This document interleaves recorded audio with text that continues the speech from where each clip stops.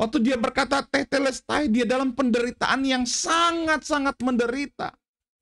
Dan itu menunjukkan bahwa dia radikal mengasihi saudara dan saya. Memastikan bahwa setiap firman yang kita percaya, setiap iman yang kita dengarkan, setiap Injil yang kita dengarkan, dia ingin memastikan bahwa kita pasti benar-benar mengalami keajaiban. Iman kita yang mengalahkan dunia. Bagian yang ketiga, sedikit saya review yang sudah pernah kita bahas.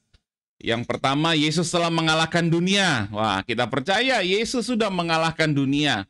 Di dunia kita mengalami banyak penderitaan, banyak mengalami penganiayaan. Tapi kita percaya Yesus telah mengalahkan dunia. Artinya, kita yang ada di dalam Yesus, maka penderitaan, tekanan, beban, aniaya itu tidak berkuasa atas kita. Tapi kita diberikan anugerah ya untuk berkemenangan. Kenapa? Karena Yesus telah mengalahkan dunia. Yang 2 minggu lalu saya sudah share. Yang kedua adalah semua orang yang percaya Yesus adalah Kristus itu lahir dari Bapa. Dan mereka yang lahir dari Bapa dikatakan apa? Mengalahkan dunia. Itu ayatnya ada di depan. Ya, mengalahkan dunia. Ada 3 poin yang sudah kita pelajari beberapa waktu yang lalu. Ya, yang pertama, orang yang lahir dari Bapa itu punya kuasa. Ada otoritas Tuhan di dalam kehidupannya. Ada kuasa Tuhan dalam kehidupannya. Itu sebabnya kita mengandalkan Dia, tidak mengandalkan manusia. Yang kedua, yang lahir dari Bapa itu punya integritas. Kita berani berkata kebenaran, ya di atas ya, enggak di atas enggak. Dan yang ketiga, kita difasilitasi sepenuhnya. Kenapa? Ya karena kita miliknya Bapa. Kita lahir dari Bapa. Saya punya channel YouTube @DeDevPS ya. Saudara bisa lihat di sana untuk lebih detail khotbah yang saya sampaikan beberapa waktu yang lalu. Nah, hari ini di poin yang ketiga. Hari ini poin yang ketiga, iman yang mengalahkan dunia, ya, materi yang terakhir. Di dalam 1 Yohanes 5 ayat 4b di sana dikatakan, dan inilah kemenangan yang mengalahkan dunia, yaitu apa? Iman kita. Wah. Inilah kemenangan. Jadi kemenangan yang mengalahkan dunia itu adalah dimulai dari apa?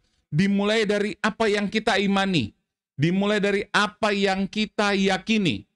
Itu yang membuat betul-betul kita mengalami bahwa kemenangan mengalahkan dunia itu terimplementasi di dalam kehidupan kita. Yuk, kita belajar sama-sama. Pertanyaannya, benar enggak? Saudara yakin enggak? Gitu ya. Yakin enggak bahwa apa yang saudara imani itu, apa yang saudara yakini itu dalam Kristus itu sanggup mengalahkan dunia? Atau yakin nggak bahwa saudara adalah orang-orang yang dipakai Tuhan untuk dapat mengalahkan dunia? Kalau saudara kurang yakin, ya yuk sama-sama kita belajar. Mengapa kita perlu yakin? Saya perlu menguatkan iman saudara, keyakinan kita di dalam Yesus Kristus, supaya benar-benar kita mengalami semua yang menjadi janji-janji Bapa di dalam kehidupan kita. 1 Yohanes 5 ayat 4 sampai yang ke-5, di sana dikatakan begini. Sebab semua yang lahir dari Bapa apa? Mengalahkan dunia. Semua yang lahir dari Bapa. Sekali lagi, semua yang lahir dari Bapa mengalahkan dunia. Kita percaya Yesus Kristus sebagai Tuhan dan Juru Selamat, dikatakan apa? Kita diberi kuasa menjadi anak-anak Bapa. Kita menjadi miliknya Bapa. Kita menjadi orang-orang yang lahir dari Bapa. Jadi tidak semua anak Tuhan Yesus, Bapak Ibu Saudara ya. Tidak semua anak Tuhan Yesus, selain dia yang lahir dari Bapa, selain dia yang percaya kepada Bapa, kepada Yesus sebagai Tuhan dan Juru Selamat. Dan mereka yang lahir dari Bapa itu mengalahkan dunia. Dan apa yang dikatakan? Selanjutnya dikatakan, dan inilah kemenangan yang mengalahkan dunia. Yaitu apa? Iman kita. Pada waktu kita percaya, pada waktu kita punya pemikiran, pada waktu kita punya iman di dalam pola pikir kita, ya, masih di dalam mindset kita, dalam paradigma kita, kita sudah menang dan kita sudah mengalahkan dunia. Mungkin di alam kenyataan belum terjadi. Mungkin di alam fisik, alam jasmani belum terjadi. Tapi pada waktu kita percaya, firman Tuhan berkata, inilah kemenangan yang mengalahkan dunia. Yaitu apa? Iman kita. Yuk kita belajar. Apa sih iman yang dimaksud? Bagaimana sih iman yang mengalahkan dunia? Saya belajar Bapak Ibu Saudara tentang iman ini. Ternyata Alkitab menuliskan ada 3 poin Bapak Ibu Saudara, dan ini yang saya akan share. Saya akan bagikan kepada kita semua pada pagi hari ini. Dalam Roma 10 ayat yang ke-17 di sana dikatakan apa? Ini ayat yang sudah sering sekali kita dengarkan. Jadi iman timbul dari pendengaran dan pendengaran oleh firman Kristus. Jelas sekali Rasul Paulus atau firman Tuhan berkata bahwa iman itu timbul. Iman timbul dari apa? Pendengaran dan pendengaran oleh firman Kristus. Saya pikir kita sudah sangat memahami ayat ini ya. Jadi iman itu bukan usaha kita. Iman itu bukan upaya kita. Tapi iman itu datang, timbul, datang dengan sendirinya. Tidak ada hubungannya dengan usaha dan upaya kita. Bagaimana saya harus percaya, bagaimana saya memiliki iman. Enggak. Biasakan aja untuk mendengar dan terus mendengar firman Kristus. Suka saja untuk mendengarkan Injil. Suka saja untuk mendengarkan kabar baik. Injil, firman Kristus. Ingat, firman Kristus. All about Jesus. Maka pasti iman itu akan datang. Iman itu akan timbul. Dan pada waktu iman timbul, kita punya sebuah kepastian Bapak Ibu Saudara. Ya, yaitu apa? Kita akan memiliki keyakinan yang kokoh di dalam Injil. Roma 1 ayat 16. Sebab aku mempunyai keyakinan yang kokoh dalam Injil. Karena Injil adalah kekuatan Bapa yang menyelamatkan. Iman itu timbul. Dan kita punya keyakinan yang kokoh. Karena Injil. Di dalam Injil, kata Rasul Paulus. Mengapa? Injil adalah kekuatan Bapa yang menyelamatkan. Setiap orang percaya. Wah, waktu kita percaya kepada Injil, percaya kepada Yesus Kristus, maka apa yang terjadi? Kita akan maka kekuatan Bapa itu, ya, itu menyelamatkan kita, menolong kita. Nah, hal yang penting yang Rasul Paulus katakan adalah begini. Apakah kita memiliki keyakinan yang kokoh di dalam Injil itu? Yakin nggak dengan apa yang kita dengarkan dari firman Kristus itu? Percaya nggak kita? Yakin nggak? Kokoh nggak keyakinan kita? Dari Injil yang selalu kita dengarkan, kabar baik yang diberitakan. Halo? Kebanyakan kita menjadi orang percaya Yesus, ya cuma percaya saja ketika sudah terjadi mujizat. Tapi ketika belum terjadi apa-apa, ketika belum kita melihat pertolongan, sulit kita percaya. Sulit untuk kita mengandalkan firman Tuhan. Sulit kita untuk, sulit untuk kita betul-betul berharap firman Tuhan pasti menyembuhkan. Injil pasti menyelamatkan. Karena aku mendengarkan Injil, aku diberkati dengan tubuh dan darah Yesus. Aku diberkati menerima tubuh darah Yesus. Aku menerima Injil. Aku mengurapi dengan minyak. Aku pasti disembuhkan. Aku pasti ditolong. Aku pasti diberkati. Bisa nggak kita terus percaya? Kokoh nggak keyakinan kita akan hal itu? Sebab firman Tuhan berkata, saat kita punya keyakinan yang kokoh di dalam Injil, maka Injil itu akan menjelma, akan berubah menjadi kekuatan Bapa yang menyelamatkan kita. Apa sih yang dimaksud dengan keyakinan yang kokoh itu? Dalam bahasa Inggrisnya Rasul Paulus berkata bahwa for I am not ashamed. Saya nggak malu tentang Injil Yesus Kristus. Saya nggak malu untuk memberitakan firman Kristus. Saya nggak malu untuk mendoakan orang dan mengurapi minyak meskipun dilihat banyak orang. Saya nggak malu untuk menerima tubuh darah Yesus. Mungkin di hadapan banyak orang yang mungkin notabene mereka tidak percaya. Saya nggak malu berdoa untuk orang sakit, memperkatakan mereka sembuh, mereka sehat, mereka diberkati. Saya nggak malu untuk memberitakan kabar baik kepada orang-orang yang membutuhkan. Meskipun kenyataannya dunia tidak seperti apa yang kita beritakan. Ini loh, keyakinan yang kokoh. Kenapa? Dimulai dari kita terbiasa mendengarkan Injil, dan itulah iman. Kita mau mempraktekkan meskipun dunia berkata, aneh lu, rohani banget lu. Jangan terlalu rohani lah. Yang wajar-wajar saja. Gak bisa Bapak Ibu Saudara. Saya ingin memotivasi kita untuk belajar radikal dengan Tuhan. Untuk belajar percaya sungguh-sungguh kepada Tuhan. Kenapa? Karena pada waktu Yesus mati di kayu salib, dia nggak main-main. Waktu Yesus menembus diri saudara dan saya, dia nggak main-main, dia sangat radikal.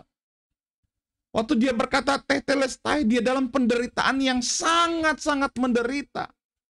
Dan itu menunjukkan bahwa dia radikal mengasihi saudara dan saya. Memastikan bahwa setiap firman yang kita percaya, setiap iman yang kita dengarkan, setiap Injil yang kita dengarkan, dia ingin memastikan bahwa kita pasti benar-benar mengalami keajaiban. Kita pasti benar-benar mengalami kebaikan Tuhan. Amin. Jadi Tuhan ingin supaya kita punya keyakinan yang kokoh bahwa apa yang dia kerjakan lebih dari sempurna. Yesus datang buat saudara dan saya. Yesus datang dalam kehidupan kita untuk menebus kita. Dia nggak tanya, kalau aku mati buat kamu nanti, mau nggak kamu percaya sama aku? Enggak. Sebelum kita percaya, dia sudah mati buat kita semua. Sebelum kita menerima dia sebagai Tuhan dan Juru Selamat, dia sudah mati 2000 tahun yang lalu buat kita semua. Kenapa? Karena dia tahu kasihnya sanggup untuk menyelamatkan kita. Dia tahu kasihnya itu akan menjangkau banyak orang. Dan banyak orang akan percaya kepada dia. Dan kita adalah orang-orang seperti itu. Yang memiliki keyakinan yang kokoh. Berani radikal. Karena kita percaya pada Yesus, Tuhan yang sanggup menolong kita, yang sanggup menyelamatkan kita. Katakan amin. Apapun masalah saudara, apapun pergumulan kita, apapun yang menjadi ketakutan kita, ketahuilah Yesus sanggup. Yesus bukan cuma sanggup, Yesus sudah memberikan jalan keluar, memberikan pertolongan. Saat apa? Saat kita percaya kepada kekuatan Injil, yaitu kekuatan Bapa yang menyelamatkan kita yang percaya. Amin Bapak Ibu Saudara. Yuk saya beri contoh. Saya ingin kita sedikit radikal pada pagi hari ini. Saya beri contoh. Di dalam Alkitab ada 5 ayat yang menyembuhkan di dalam Bible. Ini saya sudah meneliti Bapak Ibu Saudara ya. Yang tertulis secara eksplisit. Yang tertulis secara jelas gitu ya. Ada 5 hal yang menyembuhkan. Kalau yang implisit banyak, kalau perlu tafsir banyak, kalau ini kan tidak perlu ditafsirkan, ini jelas sekali. Ada 5 hal yang menyembuhkan, yang ditulis oleh firman Tuhan, yang secara eksplisit. Yang pertama adalah hati yang gembira. Amsal 17:22 ngomong, hati yang gembira adalah obat yang manjur. Benar gak? Kan kita sudah tahu ayat ini. Yang kedua adalah firman Tuhan. Dalam Mazmur 107 ayat 20 dikatakan disampaikannya firman-Nya dan disembuhkan mereka. Jadi pada waktu firman disampaikan, kesembuhan pasti terjadi. Katakan amin. Tadi yang pertama, saudara punya hati yang gembira, hati yang selalu bersuka cita, hati yang selalu percaya, itu obat yang manjur, menyembuhkan. Firman Tuhan disampaikan, menyembuhkan. Yang ketiga, Yesaya jelas menulis, Yesaya 53 ayat 5. Dan oleh bilur-bilurnya, katakan bilur-bilurnya, oleh tubuh Yesus, apa? Kita jadi sembuh. Jelas 5 hal ini. Yang keempat apa? Injil, kabar baik. Di dalam Amsal ngomong, 15:30, Amsal 15:30 berkata, mata yang bersinar-sinar menyukakan hati, dan kabar baik apa? Menyegarkan tulang. Nah, kalau saudara mulai nyeri-nyeri sendi gitu ya, banyak dengar Injil gitu ya. Banyak dengarkan kabar baik. Banyak dengarkan kabar baik. Dan yang kelima yang saya temukan di Alkitab, Yakobus 5 ayat 14. Yang menyembuhkan, memberikan kesembuhan, ada kuasa kesembuhan. Dikatakan apa? Doa dan olesi minyak. Dan kalau ada di antara kamu yang sakit, baiklah ia memanggil para penatua, serta mendoakan mereka, serta mengolesnya dengan minyak di dalam nama Tuhan. Jadi dalam doa, memberi kesembuhan. Nah, saudara percaya firman Tuhan menyembuhkan? Saudara percaya Tuhan Yesus sanggup menyembuhkan? Saudara percaya hati yang gembira adalah obat yang manjur? Mungkin saudara percaya, oh iya aku percaya. Cuma pada waktu saya mencari di dalam firman Tuhan, Bapak Ibu Saudara, saya mencari di dalam Alkitab, hidup kita kan berdasarkan Alkitab, benar nggak? Pada waktu saya mencari di Alkitab, Saya tidak menemukan satupun ayat yang berkata bahwa dokter menyembuhkan, obat menyembuhkan. Kita belajar radikal Bapak Ibu Saudara ya. Yang jelas adalah firman Tuhan menyembuhkan. Kabar baik menyegarkan tulang. Tubuh darah Yesus. Bilur-bilurnya membuat kita sembuh. Doa, iman, olesi minyak.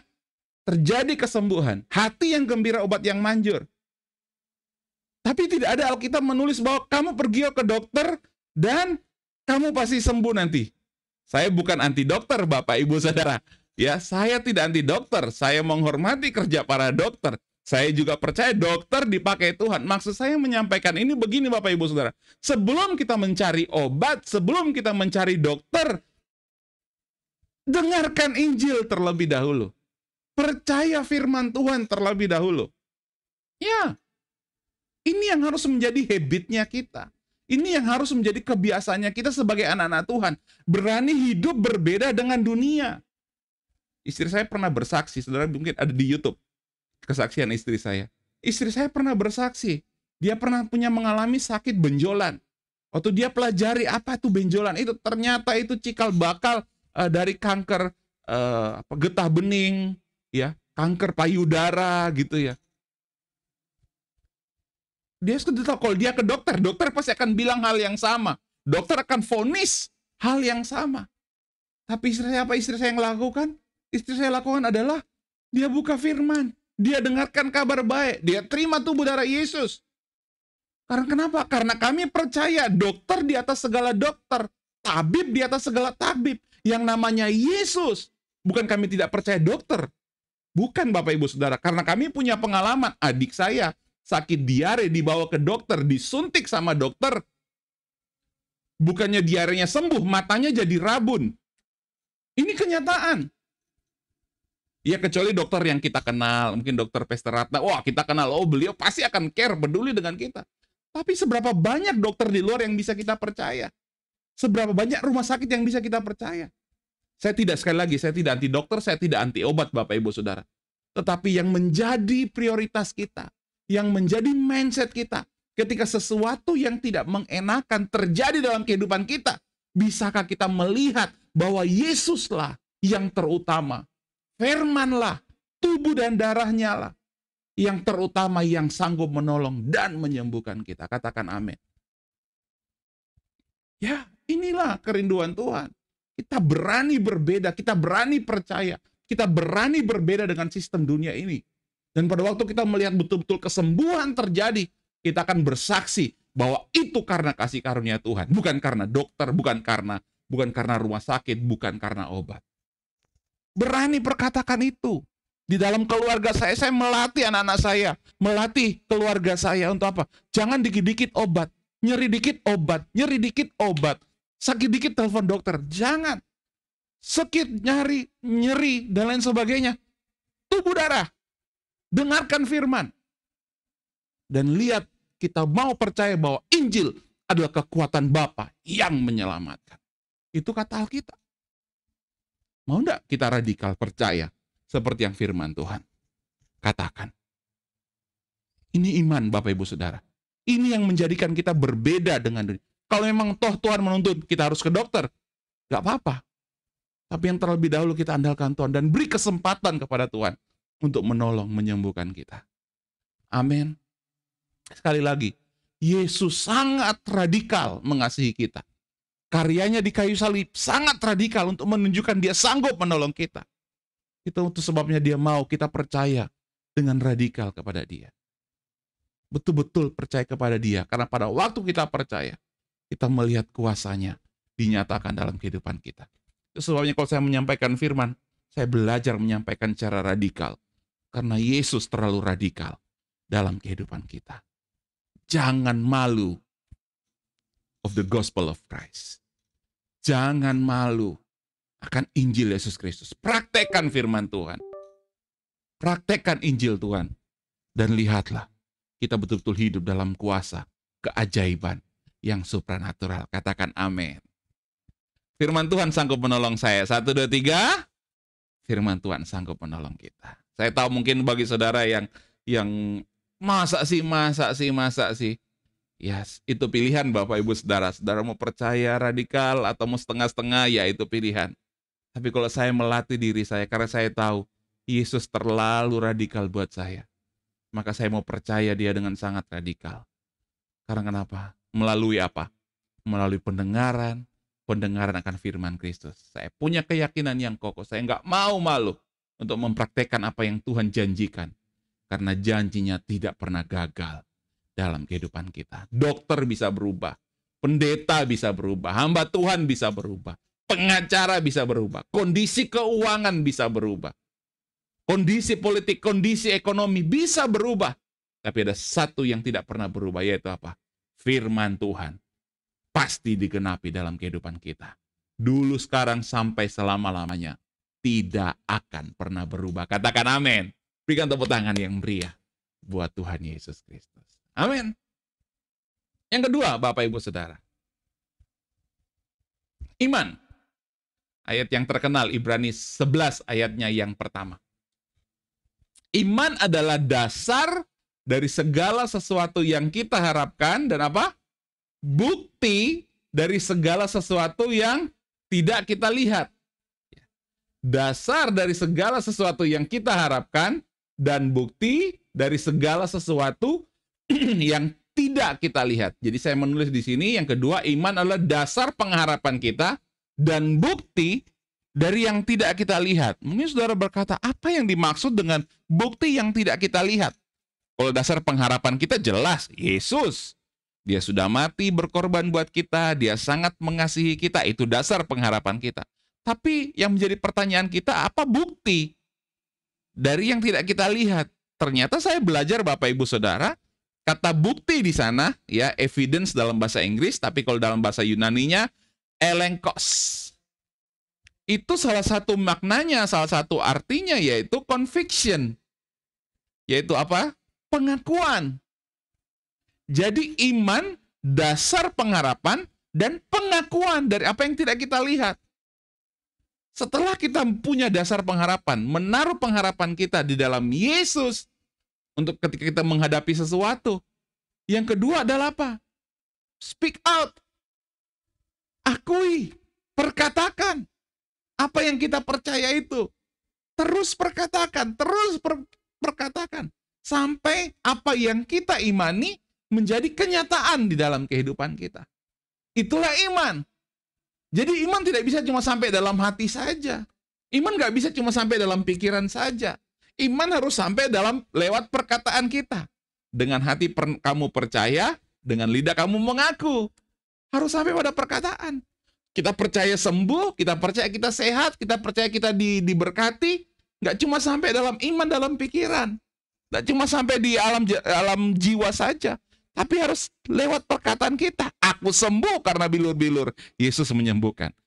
Aku diberkati karena Mazmur 23 ngomong, kebajikan dan kemurahan belaka mengikuti aku. Kalau saudara pelajari kata mengikuti, kebajikan kemurahan belaka mengikuti aku dalam Mazmur 23 ayat 6. Kata mengikuti di sana dalam bahasa Inggris diterjemahkan sebagai run after. Kebajikan kemurahan belaka mengejar aku. Sebabnya kita diberkati. Yesus menjadi gembala agung kita. Kita tidak pernah berkekurangan. Apa kita imani, kita perkatakan. Conviction. Katakan apa yang kita imani. Dan lihatlah apa yang kita imani terjadi. Itu sebabnya saya memotivasi kita untuk selalu berdoa. Ya, nggak cuma, oh ya Tuhan, aku percaya dalam hati. Nggak cukup. Tapi berdoalah, perkatakanlah firman Tuhan. Amin. Karena dalam 2 Korintus 4 ayat 13 ngomong, namun karena kami memiliki roh iman yang sama, seperti ada tertulis, aku percaya, sebab itu aku berkata-kata. Jika saudara percaya, jika kita percaya, buahnya adalah berkata-kata. Percaya disertai dengan berkata-kata. Dan di kata bilangan ngomong gini, di kitab bilangan 14 ayat 28 kalau nggak salah. Bahwasanya seperti apa yang kamu katakan di hadapanku, demikianlah kulakukan kepadamu. Nah, itu Nanti saudara bisa lihat di Bilangan 14 ayat 28. Apa yang kita katakan di hadapan Tuhan, itulah yang Tuhan lakukan. Jadi iman berharap kepada Tuhan dan perkatakan. Apa yang saudara ingin terjadi dalam kehidupan saudara? Katakan. Akui di hadapan Tuhan.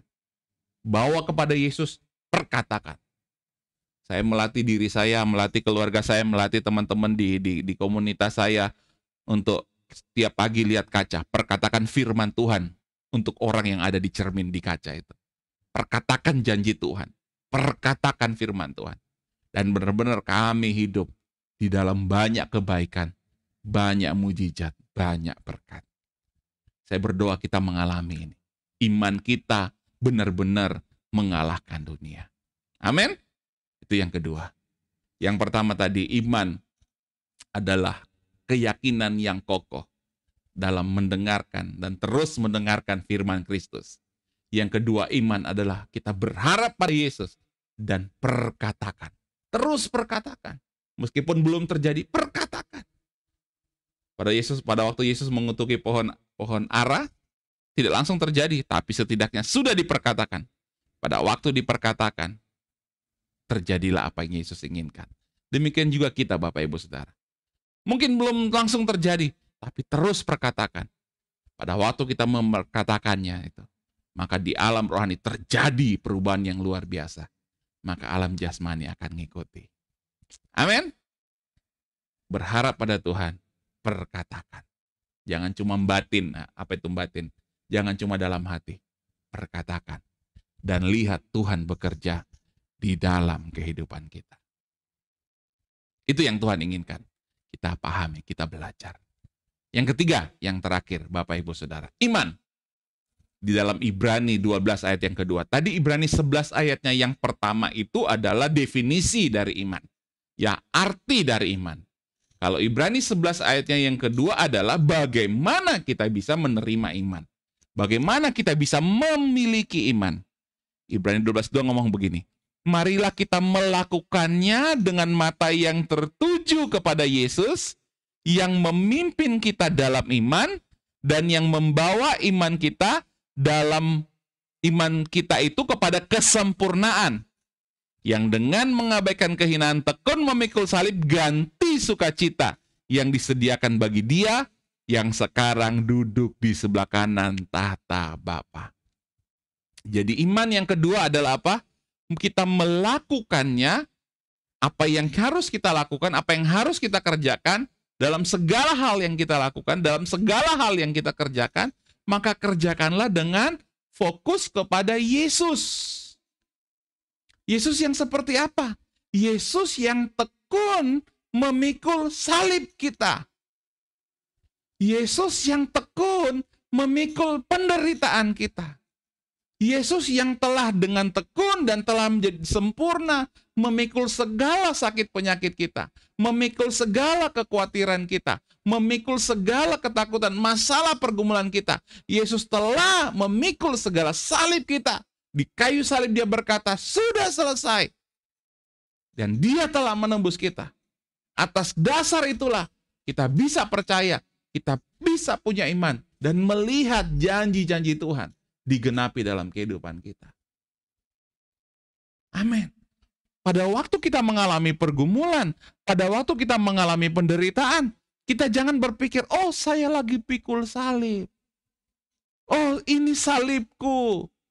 Karena saya mau mengikut Yesus, saya pikul salib. Saya mau berkata kepada saudara, itu mindset yang keliru. Karena kenapa? Karena kita tidak lagi pikul salib. Mengapa? Karena semua salib kita, semua penderitaan kita sudah dipikul oleh Yesus.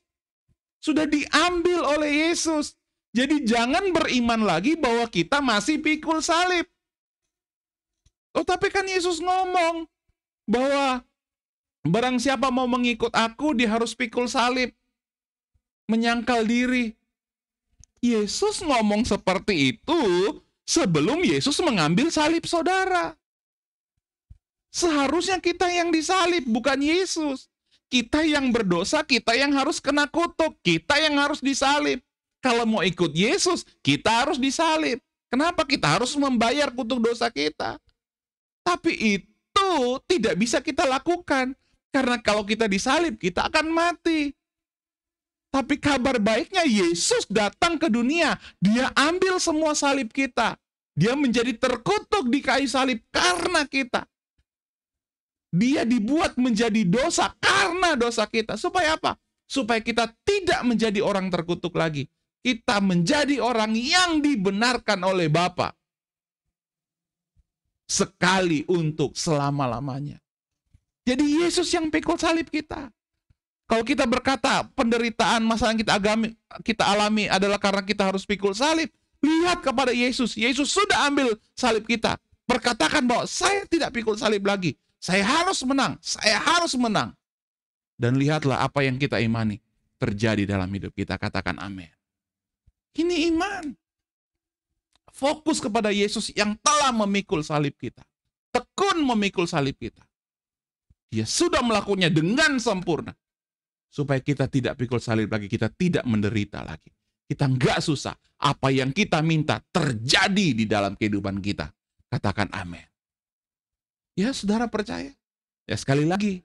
Ini pilihan. Kalau saudara berpikir, ya saya harus pikul salib. Ya sudah. Maka jangan kaget saudara ngalami banyak tekanan, ngalami banyak penderitaan. Tapi kalau kita percaya Yesus telah menebus kita dari kutuk, maka sekali untuk selama-lamanya kita pasti dilepaskan dari kutuk. Sakit, penyakit, penderitaan gak berkuasa atas hidup kita. Kenapa? Karena kita tahu Yesus telah menjadi kutuk menggantikan kita. Fokus kepada Yesus yang telah pikul salib kita. Ibrani 12 ayat 2 ini juga dalam bahasa Inggris keren sekali dikatakan bahwa looking unto Jesus, the author and finisher our faith. Lihatlah kepada Yesus apa? Pencipta dan penyelesai iman kita. Jadi iman kita tidak dapatkan dengan kekuatan kita sendiri. Iman kita dapatkan waktu kita memandang kepada Yesus. Dia menciptakan iman kita, memberikan kita mimpi-mimpi, memberikan kita apa yang harus kita doakan, memberikan kita kerinduan untuk menjadi kenyataan. Dia yang menciptakan, dia juga yang menyelesaikannya bagi kita. Amin. Itu loh karya Tuhan dalam kehidupan kita. Jadi kita akan sangat enjoy menikmati semua janji-janji Tuhan di dalam hidup ini. Ya. Jesus the author and finisher our faith. Yuk katakan, Yesus adalah pencipta dan penyelesai iman saya. 1, 2, 3. Yesus adalah pencipta dan penyelesai iman kita. Jadi jangan takut. Apa yang saudara mulai hari-hari ini, yang saudara pikir akan gagal, lihat kepada Yesus. Proyek-proyek saudara dalam tantangan mengalami banyak hambatan, lihat kepada Yesus. Dan Yesus menyelesaikannya bagi kita semua. Ya, saya akhiri dengan satu kesaksian. Saya mungkin sudah beberapa kali sharing ya kepada kita. Ada satu anak rohani saya di tahun 2019. Waktu itu dia seorang gembala sidang suami istri. Dan dia difitnah, dan yang terjadi waktu itu dia menggembalakan seluruh asetnya yang dia bangun dengan jemaat, bahkan jemaat yang dia pimpin direbut oleh satu sinode. Diambil begitu saja. Dan dia betul-betul kosong. Gak punya apa-apa. Gak punya tabungan. Sama sekali gak punya tabungan. Bahkan hutang gitu ya. Jemaatnya udah diambil. Aset pelayanannya semua diambil. Betul-betul nol. Dan waktu itu tahun 2019 dalam keadaan terpuruk kami datang. Karena dia ngontak kami. Kami datang dan kami cuma kuatkan. Sudahlah, jangan takut. Lihat kepada Yesus. Yesus sanggup menolong. Dia panggil kamu jadi hamba Tuhan, melayani Tuhan. Yesus pasti punya jalan. Dan yang terjadi ya, kami memulai lagi. Ya, saya membantu dia untuk memulai lagi penggembalaan. Nah, itu gambar yang ada di hadapan saudara itu sebuah kelas yang sudah sebuah sekolah yang udah nggak jalan. Nah, kelasnya itu disewa-sewakan untuk beribadah. Itu tahun 2019. Dan saudara lihat jemaatnya ini sudah banyak, waktu itu belum banyak Bapak Ibu Saudara. Alat musik cuma pinjam-pinjam gitu ya. Dan jemaatnya itu hampir 100% saya ngomong. Tidak ada yang gajinya UMR. Semua orang-orang nggak mampu, semua orang-orang yang sangat terbatas secara finansial, sangat berkekurangan secara ekonomi. Saya bilang, Tuhan sanggup nolong kamu. Kamu punya mimpi apa? Kamu pasti, Tuhan pasti menyatakannya dalam kehidupanmu. Waktu itu kami cuma bisa membantu mereka, kami tidak bisa bantu duit, kami cuma bantu mereka untuk suplai. Tiap minggu kamu tubuh darah di gereja. Jadwalan aku untuk memberitakan Injil, kasih karunia Kristus, supaya jemaat itu hidup dalam kasih karunia. Beritakan Injil secara radikal. Tiap minggu, terima tubuh dari, latih jemaat untuk menerima tubuh dari Yesus. Kami setiap minggu, karena keuangan mereka tidak banyak, cuma terbatas, kami suplai tubuh darah setiap minggu awal-awal perintisan. Di gedung gereja yang seperti itu. Hingga awal 2023 mereka mulai membangun sebuah gedung gereja. 1 tahun Bapak Ibu Saudara. Sekarang oleh anugerah Tuhan, mereka telah membangun sebuah gedung gereja yang kerennya adalah tanpa sepeser pun keluar dari kas keuangan gereja. Ada aja Tuhan punya cara untuk memberkati. Ada aja Tuhan punya cara buka jalan untuk menolong mereka.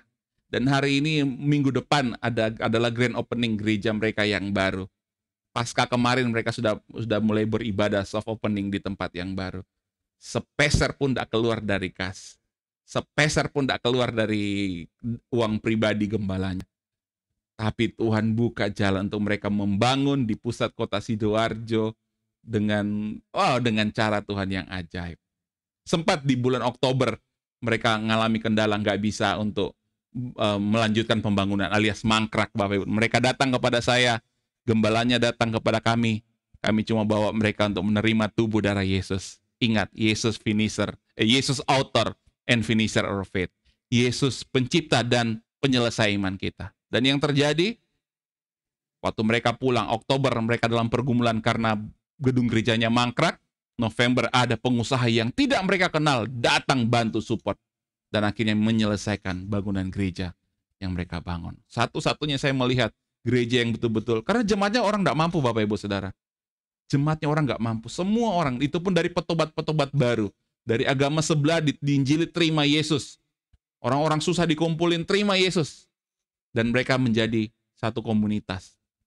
Dan mereka membangun rumah Tuhan dengan cara yang ajaib. Maksud saya menyampaikan ini bahwa begini, orang benar itu hidup oleh iman. Orang benar hidup oleh iman. Orang benar pasti berkemenangan. Kenapa? Karena iman kita mengalahkan dunia. Itu sebabnya Ibrani berkata, tetapi orangku yang benar akan hidup oleh iman. Dan inilah kemenangan kita yang mengalahkan dunia, yaitu iman kita. Yuk perkatakan, aku orang benar, aku hidup oleh iman, aku pasti berkemenangan. Amin. Diberkatilah kita semua, kita mengalami semua janji-janji Tuhan yang ajaib terjadi di dalam kehidupan kita. Bukan karena kekuatan kita, bukan karena kemampuan kita, tapi karena kita percaya Yesus, pencipta dan penyelesai iman kita. Mari kita berdoa. Kami mengucap syukur Bapa buat anugerah-Mu, buat kebaikan-Mu dalam kehidupan kami. Kami percaya Kau tidak pernah gagal dengan janji-Mu. Kau mengasihi menyertai kami. Kami pasti berkemenangan, menikmati semua yang Engkau sediakan bagi kami. Karena Engkau sangat radikal, Kau sangat mengasihi, membuktikan kebaikan-Mu sempurna. Di dalam nama Yesus, kami mengucap syukur. Haleluya. Amin. Diberkatilah kita semua.